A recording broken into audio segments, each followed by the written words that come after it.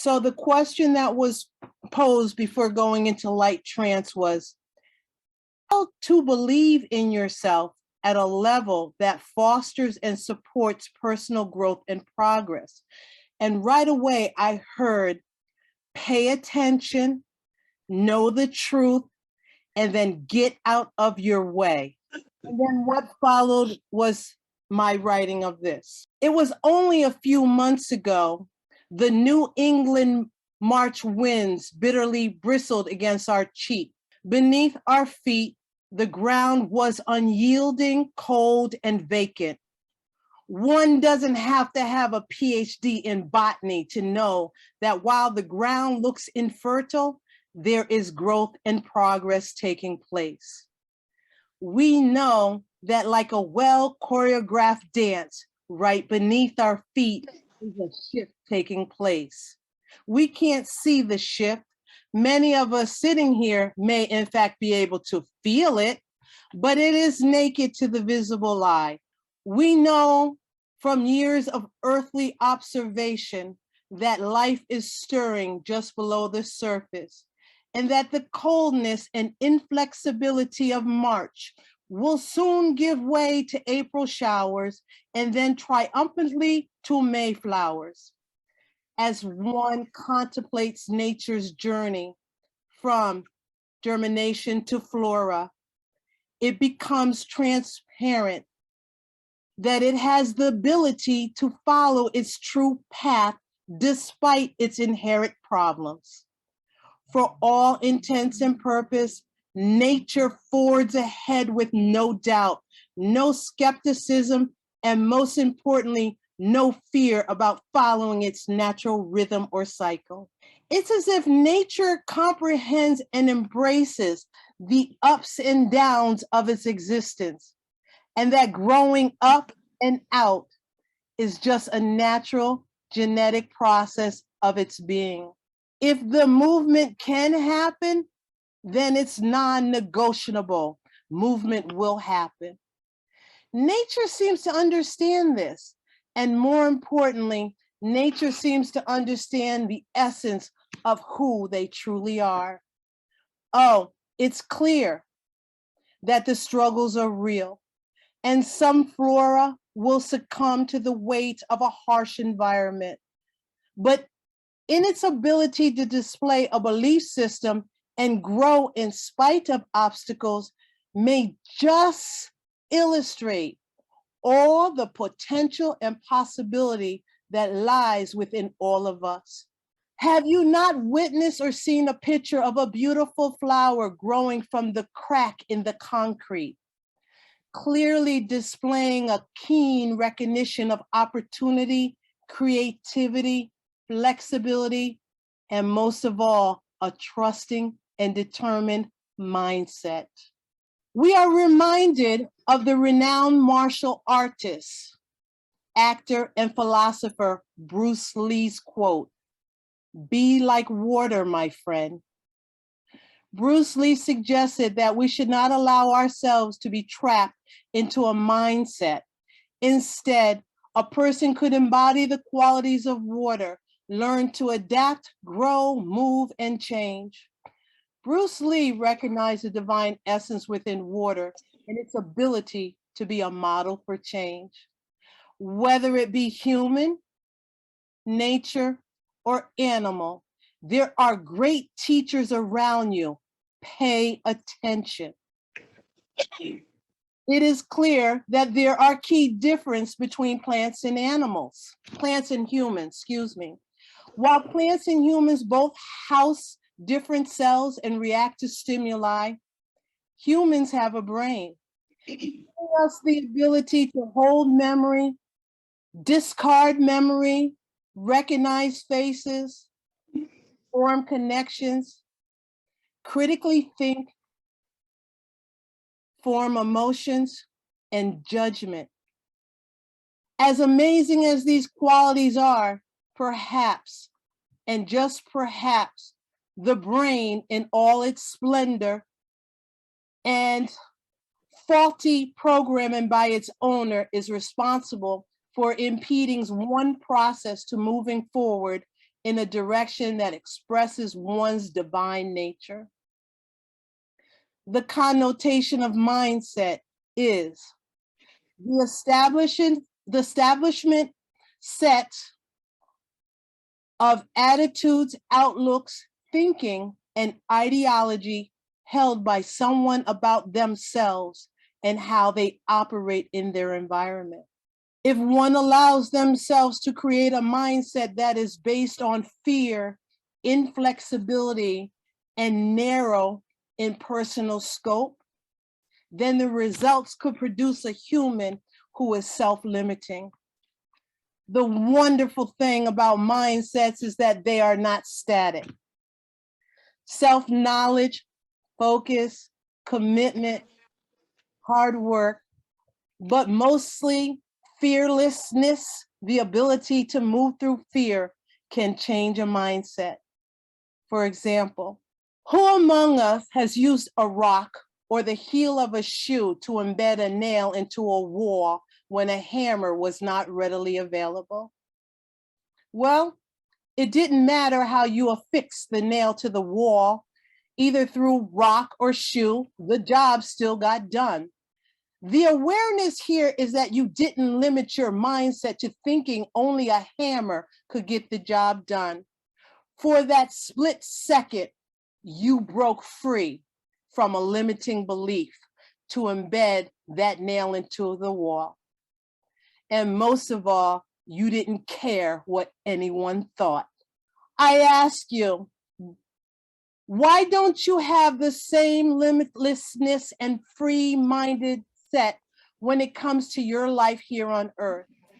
You are not just for this or that. You are so much more. Get out of your own way. If you just remember that the same divine God principle that runs through nature, such as that exquisite flower growing through the concrete, the same divine God principle runs throughout your own DNA. So I ask you, what would you do or not fear to do if you really, really knew that you were particles of God? Would you cease to be afraid in mediumship classes? Commit fully to that new health regimen? Go for that new job? Or maybe it's as simple as unapologetically embracing who you truly are. I have to warn you that once you change your mindset to remembering who you truly are, those particles of God, it's hard to act like you don't know. Once you know, you will recognize that the particles of divine have been within you all this time. And now there is only one way to exist. This shift in mindset will eventually give way to a higher way of thinking and acting that truly reflects your divine nature and supports your progress. This shift is marked by a sense of peace, along with your ability to see yourself as more powerful, limitless, and more bountiful. Barring mental illness, it's just not natural for us to stay stagnant or not to answer the call to our own creativity and individual paths. Every day is an opportunity to accept or reject an invitation from your higher self to embrace the God within you. Know the truth. Here's an example. A person served as an attorney for 25 years. Upon reflection, they are not happy or joyful in their current position. The person deeply wants to become a high school teacher. They just felt that they could give back in a more rewarding way than their current job. Every day was invaded with thoughts of teaching, and such thoughts would just bring joy to their essence, all the while never really entertaining the idea of becoming a teacher could become a reality, because their mindset was such that they could never start a new career. They were in debt up to their eyeballs. And most of all, what would their family and friends think if they took such a drastic pay wage cut? And how could they even afford to go back to school? Well, soon after, their heart could not take another day of their job. They went jogging at a local high school just to relieve some of the stress. While they were jogging, they suffered a massive heart attack. They were pronounced clinically dead, but came back. When they came back and recovered, they signed up for their local educational program and now teaches at the same school where they had that heart attack. The mindset was that they were so afraid of what other people would think, including their loved ones. But things worked out.